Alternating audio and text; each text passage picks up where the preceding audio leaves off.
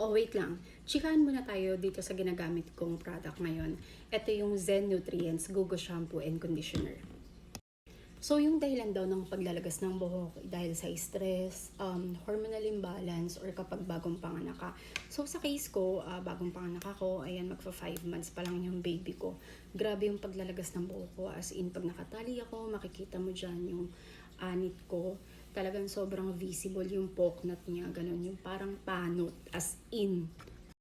Binigyan natin ng chance to si Zen Nutrients Gogo Shampoo and Conditioner. In fairness naman, no, habang ginagamit natin siya, nakita ko talaga yung improvement.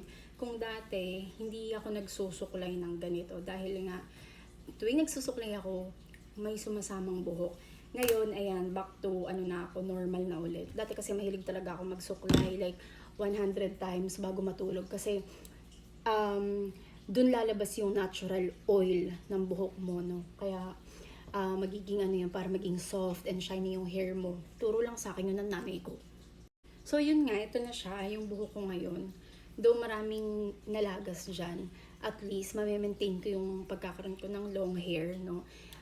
No need na para magpa-short hair kasi nagbabalak na ako magpagupit ulit ng sobrang ikli dahil nga nag-worry ako sa paglalagas ng buhok ko.